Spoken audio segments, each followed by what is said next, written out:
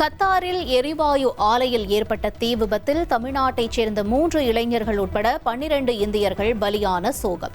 நெல்லை மாவட்டம் ராதாபுரத்தைச் சேர்ந்த இளைஞர்கள் உயிரிழந்ததால் வேதனையில் மூழ்கிய உறவினர்கள்.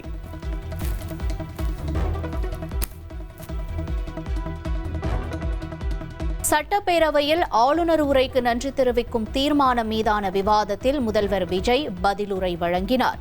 கொள்கை ரீதியாக வேறுபட்டு இருந்தாலும் மக்கள் பணி செய்வதுதான் நம் முதன்மையான கடமை என்று முதல்வர் தெரிவித்தார்.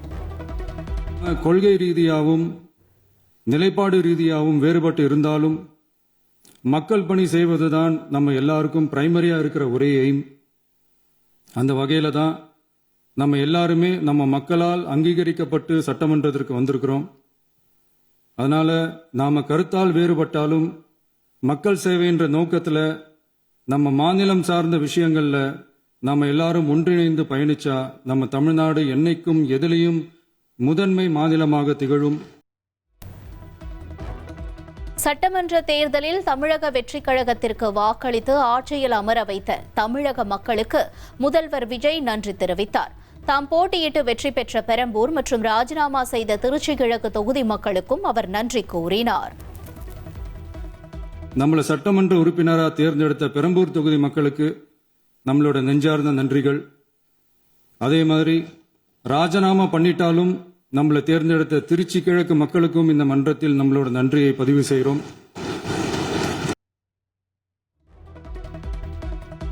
அடைக்கப்படும் ஊழலின் ஊற்றுக்கண் என்ற பெயரில் தினத்தந்தி நாளிதழில் வெளியான தலையங்கத்தை சுட்டிக்காட்டி சட்டப்பேரவையில் முதல்வர் விஜய் பேசினார். ஊழலுக்கு எதிரான அரசின் நடவடிக்கைகளை தலையங்கமாக எழுதியதற்காக தினத்தந்தி நாளிதழுக்கு முதல்வர் பாராட்டு தெரிவித்தார். கிளீன் கவர்னன்ஸ் அண்ட் குட் கவர்னன்ஸ்ல உறுதியா இருக்கிறோம். இப்ப மட்டும் இல்ல, எப்பவுமே இப்படிதான் இருப்போம். இதுல 100% இது உண்மைன்றதுனாலதான் பாரம்பரியமான தினத்தந்தி பத்திரிகை ஊழலின் ஊற்றுக்கண் அடைக்கப்படுகிறதுன்னு 16/6/2026 அன்னைக்கு ஒரு தலையங்கமே எழுதியிருக்கு. ஒரு தவறு செய்தால் அது தெரிந்து செய்தால் அவன் தேவன் என்றாலும் விடமாட்டேன் என்று எம்ஜிஆர் அன்று பாடினார். அதை இன்று விஜய் செயலில் காட்டுகிறார்னு அந்த எடிட்டோரியல்ல எழுதியிருக்கு. இந்த நேரத்தில் தினத்தந்திக்கு நம்மளோட நன்றியை தெரிவிச்சுக்கிறோம். போதைப்பொருள் நடமாட்டம் தாறுமாறாக உள்ளது. இதனை ஆரம்பத்திலேயே தடுக்காமல் விட்டது யார் என்று திமுகவுக்கு முதலமைச்சர் விஜய் கேள்வி எழுப்பினார்.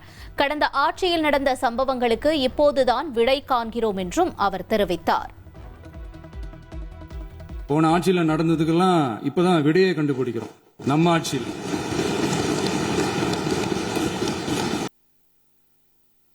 இந்த போதைப் பொருள் நடமாட்டம்லாம் தாறுமாற அப்படியே பரவி கொட்டி கிடக்குது. இதெல்லாம் இனிஷியல் ஸ்டேஜ்லயே யார் கண்ட்ரோல் பண்ணியிருக்கணும்? போலீஸ் டிபார்ட்மெண்ட் அப்போ யார் கையில் இருந்தது? பெண்களுக்கு எதிரான குற்றங்களை சகித்துக் கொள்ள மாட்டோம் என்று ஆளுநர் உரைக்கு நன்றி தெரிவிக்கும் தீர்மானம் மீதான பதிலுரையில் முதல்வர் தெரிவித்தார். சட்டம் ஒழுங்கு சரியாக இருக்கும், சரியாக இருக்க வைப்போம் என்றும் அவர் உறுதியளித்தார். சட்டம் ஒழுங்கு சரியா இருக்கணும் அப்படின்றதுல எங்களுக்கு மாற்று கருத்தே கிடையாது. கண்டிப்பா லா அண்ட் ஆர்டர் கரெக்டா இருக்கணும், கரெக்டா இருக்கும், இருக்க வைப்போம். அதே மாதிரி பெண்கள் பாதிக்கப்படுறதையும் இங்க யாராலையும் சகிச்சுக்கவே முடியாது. அதுக்கான கடுமையான நடவடிக்கைகள் நம்ம அரசு எடுத்துக்கிட்டு இருக்கிறோம். மின்மாற்றிகளில் ஏற்படும் அழுத்தத்தாலும் வேண்டுமென்றே சிலரின் நடவடிக்கையாலும் மின்தடை ஏற்படுவதாக முதல்வர் விஜய் விளக்கம் அளித்தார். மின்தடை பிரச்சினை விரைவில் முழுமையாக சீர் செய்யப்படும் என்றும் அவர் உறுதியளித்தார். கடந்த காலங்களில் ஏற்பட்ட நிர்வாக குளறுபடிகளும் மின்சார சாதனங்கள் மற்றும் மின் மாற்றிகளில் ஏற்படும் பழுதாலும் வேண்டுமென்றே சிலரின் நடவடிக்கைகளாலும் இந்த மின்வெட்டிற்கு காரணமாக உள்ளது.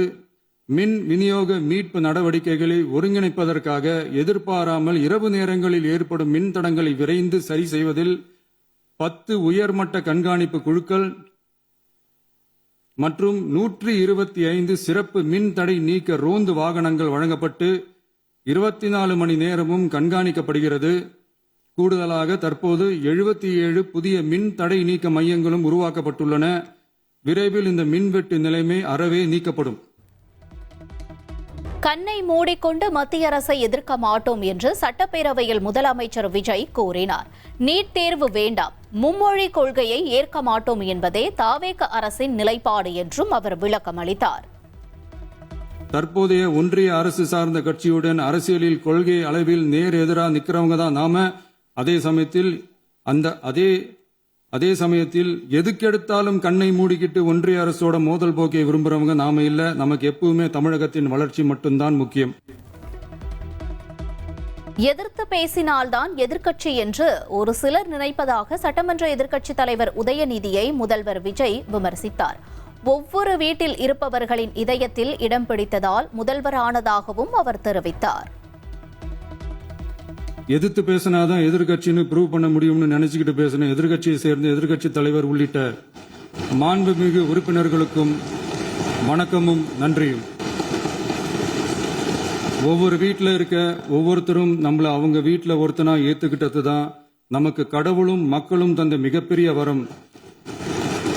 அதுக்காகவே கடவுளுக்கு சமமான நம்மளோட சொந்தங்களான தமிழக மக்கள் அனைவருக்கும் மீண்டும் மீண்டும் நன்றி. சட்டம் ஒழுங்கு குறித்து யார் கருத்து தெரிவித்தாலும் காது கொடுத்து கேட்போம் என்று முதலமைச்சர் விஜய் தெரிவித்தார். இது மன்னர் ஆட்சி அல்ல, மனசாட்சி உள்ள மக்களாட்சி என்றும் அவர் குறிப்பிட்டுள்ளார். இன்னைக்கு சட்டம் ஒழுங்கை பத்தி கேள்வி கேட்க கூடாதா அப்படின்னா தாராளமா கேட்கலாம். இது ஜனநாயக அரசு, மன்னராட்சி எல்லாம் கிடையாது, மனசாட்சி உள்ள மக்களாட்சி. அதனால கேள்வி கேட்கலாம், எல்லாருக்கும் எல்லா உரிமையும் உண்டு. விமர்சனம் செய்யலாம், எல்லாருக்கும் எல்லா உரிமையும் உண்டு. ஆனா நம்ம ஆட்சியில் என்ன நடவடிக்கைகள் எடுத்திருக்கோன்றது தெரிஞ்சுக்கிட்டு அதுக்கு ஏற்ற மாதிரி ஒரு நடுநிலையா பேசுனீங்கன்னா கொஞ்சம் நல்லா இருக்கும். சட்டம் ஒழுங்கை பத்தி யாருக்கு என்ன யோசனை இருந்தாலும், மக்கள் நலனுக்காக யாருக்கு என்ன யோசனை இருந்தாலும் அதை தாராளமாக சொல்லலாம். நம்ம அரசு அது காது கொடுத்து கேட்கும். எங்கள் தயவால் தான் இந்த ஆட்சி நடக்கிறது என்று கூறிய திமுகவை முதலமைச்சர் விஜய் கடுமையாக சாடினார். மக்கள் தயவால் தான் இந்த ஆட்சி நடக்கிறது, இடதுசாரிகள் அவர்களாகவே முடிவெடுத்துத்தான் ஆட்சிக்கு ஆதரவு தந்தார்கள் என்றும் அவர் கூறினார். அவங்க தயவால தான் நம்ம ஆட்சி நடக்குதான், மக்கள் தயவால இந்த ஆட்சி நடந்துகிட்டு இருக்கு. மனசாட்சி உள்ள சக்திகளோட ஆதரவால இந்த ஆட்சி நடந்துகிட்டு இருக்கு. நாங்க தான் அனுப்பி வச்சோம் அப்படின்றாங்களே. அனுப்பி வச்சவங்களுக்கு மினிஸ்ட்ரியில இடம் கொடுத்தா ஏன் கதறீங்க? ஏன் இவ்வளவு கோபம்? ஏன் இவ்வளவு கதறல்ஸ்? இதுல இன்னொரு முக்கியமான விஷயம், மார்க்சிஸ்ட் கம்யூனிஸ்ட் கட்சி நமக்கு ஆதரவு கொடுத்தது சுயேட்சையா எடுத்த முடிவுன்னு சொல்றாங்க. அதே மாதிரி இந்திய கம்யூனிஸ்ட் கட்சி நமக்கு ஆதரவு கொடுத்தது சுயேட்சையா எடுத்த முடிவுன்னு சொல்றாங்க. இதுல எங்க இருந்து நாங்க தான் அனுப்பி வச்சோம்னா புரியல, மக்களுக்கு நல்லா புரியும். ஊழல் செய்யாதவர்களால் தான் கூட்டணி ஆட்சி அமைக்க முடியும் என்று முதலமைச்சர் தெரிவித்தார். ஊழலில் ஊறி போனவர்கள் ஆட்சி அதிகாரத்தில் பங்கு தர மாட்டார்கள் என்று எதிர்க்கட்சிகளை அவர் கடுமையாக சாடினார். ஊழலே செய்ய மாட்டோம், நேர்மையா தான் இருப்போம், நியாயமா தான் இருப்போம் அப்படின்னு சொல்றவங்களால மட்டும்தான் கூட்டணி ஆட்சி அமைக்க முன்வரும். ஆட்சியிலையும் பங்கு, அதிகாரத்திலையும் பங்கு கொடுக்க முன்வரும். ஊழல்லையே ஊறி போனவங்களால இந்த கூட்டணி ஆட்சியோ ஆட்சியிலையும் பங்கு அதிகாரத்திலையும் பங்கு கொடுக்க முன்வராது. மெஜாரிட்டி இருந்தாலும் தரமாட்டாங்க, மெஜாரிட்டி இல்லனாலும் தரமாட்டாங்க. கேட்டா ரெடிமேடா ஒரு பதில் ஒண்ணு வச்சிருப்பாங்க, கூட்டணி ஆட்சியை மக்கள் விரும்ப மாட்டாங்கன்னு. அதே மக்கள் தான் இப்ப அவங்கள பார்த்து சிரிக்கிறாங்க. தாவேக அரசில் பட்டியல் சமூகத்தைச் சேர்ந்த 8 பேர் 4 பெண்களை அமைச்சர்களாக்கி அம்பேத்கரின் 100 ஆண்டு கால கனவை நிறைவேற்றியிருப்பதாக முதலமைச்சர் விஜய் பெருமிதம் தெரிவித்தார். சமூக நீதி, பெண்கள் பாதுகாப்பு குறித்து பேசும் திமுக ஆட்சியில் அமைச்சரவையில் எத்தனை பெண்களுக்கு வாய்ப்பளித்தார்கள் என்றும் அவர் கேள்வி எழுப்பினார்.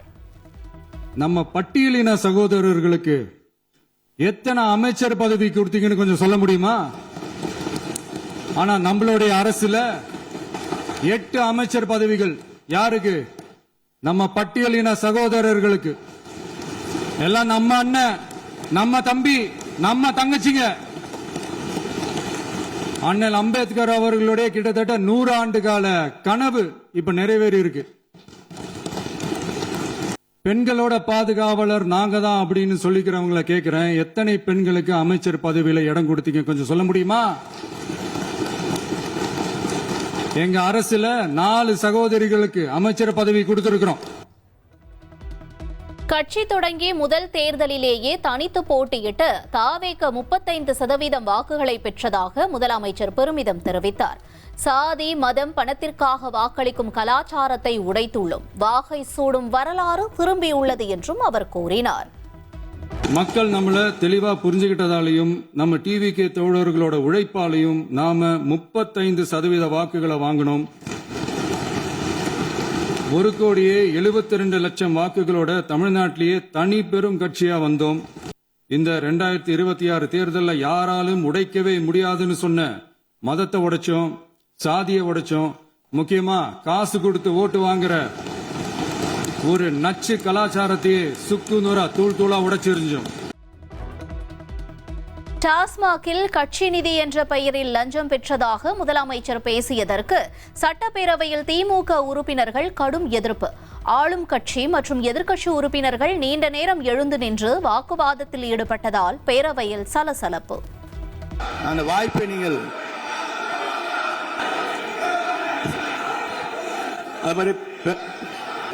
எதிர்க்கட்சி தலைவர் பேசுகிறவர் யாரும் குறுக்கிட வேண்டாம் என்று சொன்னார்கள். அதை நாங்கள் பின்பற்றினோம். ஆனால் இன்றைக்கு நீங்கள் பின்பற்றவில்லை என்றால் வேதனையாக இருக்கிறது. முன்னவர் நேற்று இருக்கிறது. ஆனால் இடையிலே குறுக்கீடு செய்யாமல் அதை முடிக்கும்படி நான் கேட்டுக்கொள்கிறேன்.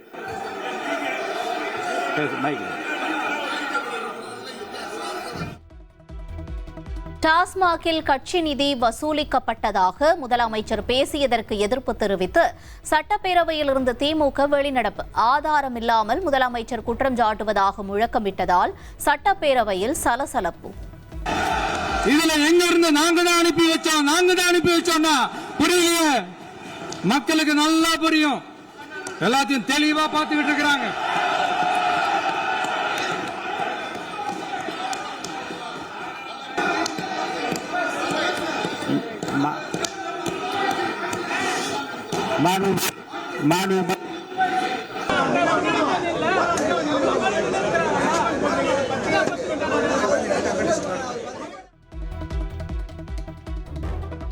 தமிழ்தான் எங்களுக்கு உயிர் நாடி, ஒருபோதும் விட்டுத்தர மாட்டோம் என்று தேசிய கீதம் 2 முறை பாடப்பட்டது குறித்தும் முதலமைச்சர் விளக்கமளித்தார். சட்டப்பேரவையில் கருணாநிதி படத்திறப்பு விழாவில் தமிழ்தாய் வாழ்த்து 2 முறை பாடப்பட்டது. பண்பாடு கலாச்சாரம் என்று பேசிக்கொண்டே இரட்டை வேடம் போட மாட்டோம் என்றும் அவர் கூறினார். நம்மளுடைய மாநில உரிமை, மொழி உரிமை, உத்தம உத்தரர் போல வேஷம் போடுற எதிர்கட்சிக்கு ஒன்றை மட்டும் ஆணித்தரமாக சொல்றோம், உங்களை மாதிரி தமிழ்னு சொல்லிக்கிட்டு மொழி பண்பாடு கலாச்சாரம்னு சொல்லிக்கிட்டு ரெட்டை வேஷம் போடுறவங்க நாங்க கிடையாது. அதுவும் முத்தமிழ் அறிஞர் அப்படின்னு சொல்ற நம்ம கலைஞர் அவர்களுடைய அந்த புகைப்படம் வெளியிட்டு விழாவில் அவர் இருந்த இதே சபையில தமிழ 2வது இடத்துக்கு தள்ளினது யாருன்னு ஞாபகம் இருக்கா? அது மட்டும் இல்ல, அந்த தேசிய கீதத்தை நாட்டுப்பண் நேஷனல் ஆந்தம்னு சொல்லி அதே பங்கன்ல கடைசியா பங்கன் முடியும் போது செகண்ட் டைம் தேசிய கீதம் பாடினதும் ஞாபகம் இருக்கா?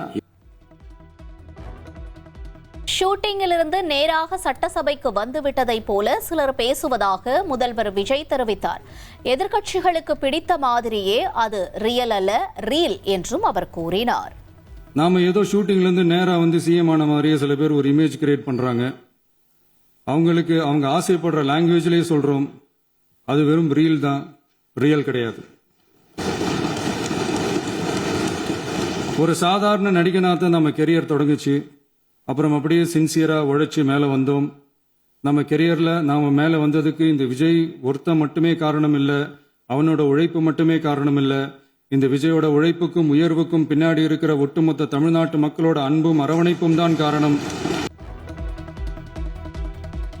நடிகர் கட்சி என்று நையாண்டி செய்பவர்கள் குறித்து கவலை இல்லை என்று முதல்வர் விஜய் தெரிவித்தார். ஒவ்வொரு வீட்டிற்குள்ளும் சென்ற பின்னர் தான் கட்சி தொடங்கினோம்.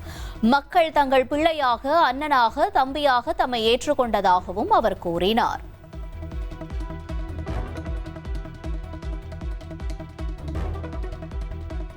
ஆளுநர் உரைக்கு நன்றி தெரிவிக்கும் தீர்மானம் மீதான விவாதத்திற்கு பதில் உரையில் முதலமைச்சர் கூறிய குட்டிக் கதையால் அவையில் சிரிப்பலை எழுந்தது. எனக்கு ஒரு குட்டி கதை ஒன்று ஞாபகம் வருது, சொல்லாமா? ஒரு ஊர்ல ஒரு பெரியவர் வெயில் ரொம்ப ஜாஸ்தியா இருக்குன்னு சொல்லிட்டு கண்ணுக்கு மேல கை வச்சுக்கிட்டு இப்படி சுத்தி முத்தி தேடிக்கிட்டு இருந்தாராம். அப்ப கூட இருந்த ஒரு சின்ன பையன், என்ன தேடுறீங்க அப்படின்னு கேட்டானா. அதுக்கு அந்த பெரியவர் சொன்னாரா, அது ஒண்ணு இல்ல தம்பி, உங்க அப்பா இங்கதான் இருப்பாருன்னு சொன்னாங்க, அதான் தேடிக்கிட்டு இருக்கேன். எங்க உங்க அப்பாவையா காணோம்?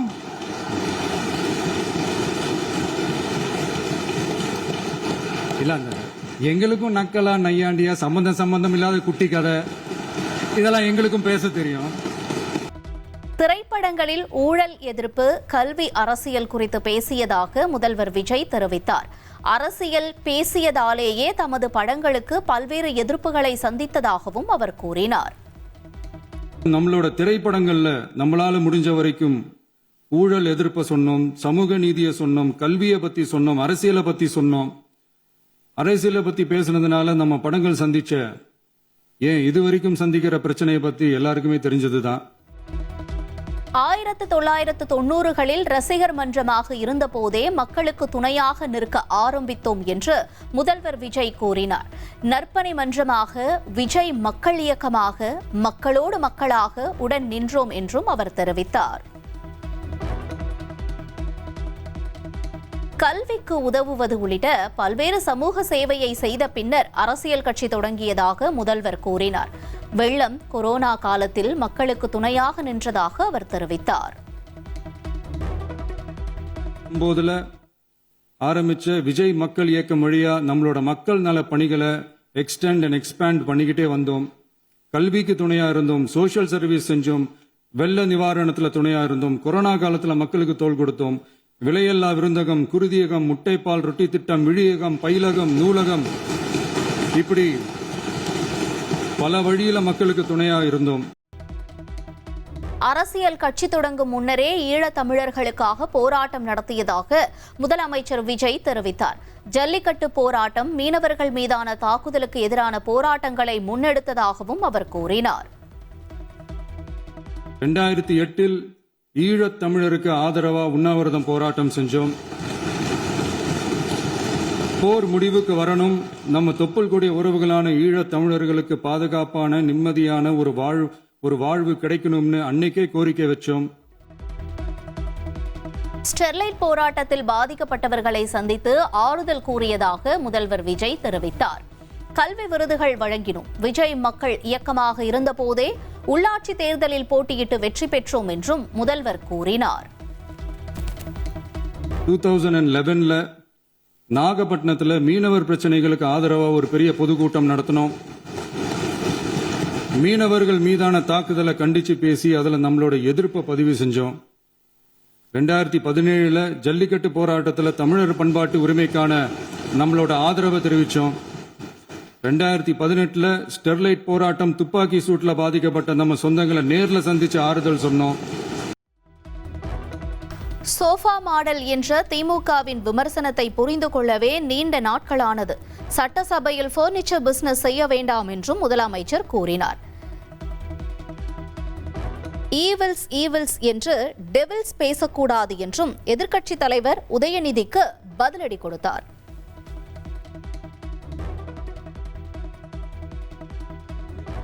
அப்புறம் என்ன சோஃபா மாடல் ஆட்சியா, அது என்னன்னு புரியறதுக்கு எனக்கு ரொம்ப நாள் ஆச்சு.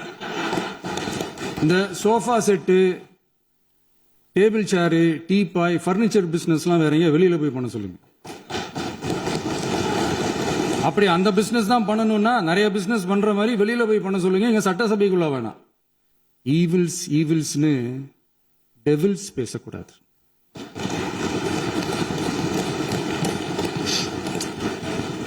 அவங்க இருந்திருந்தா ஒரு ஆக்ஷன் பண்ணணும்னு எனக்கு தோணுச்சு. எல்லாரும் போயிட்டாங்க.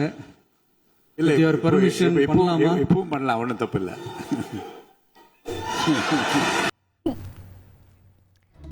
மக்கள் பணத்தை தொட்டவர்களை விடமாட்டோம் என்று முதலமைச்சர் விஜய் சட்டப்பேரவையில் ஆவேசமாக கூறினார். மக்கள் பணத்தை தொடமாட்டோம், தொடவும் விடமாட்டோம் என்றும் அவர் உறுதியளித்தார். இப்பவும் சொல்றேன், மக்கள் பணத்திலிருந்து ஒரு பைசா கூட தொடமாட்டோம், தொடவும் விடமாட்டோம், தொட்டா விடமாட்டோம், இதுக்கு முன்னாடி தொட்டவங்களையும் விடமாட்டோம்.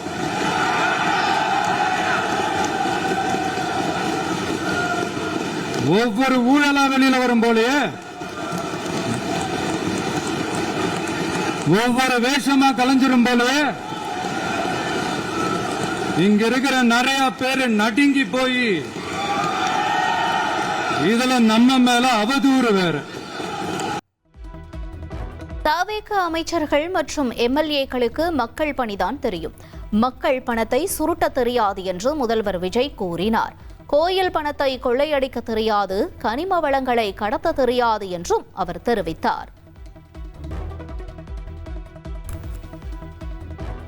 முன்னாள் முதலமைச்சர் ஸ்டாலின் போல சைகை செய்து முதலமைச்சர் விஜய் தமது உரையை முடித்தார். ஒரு ஆக்ஷன் பண்ணணும்னு எனக்கு தோணுச்சு.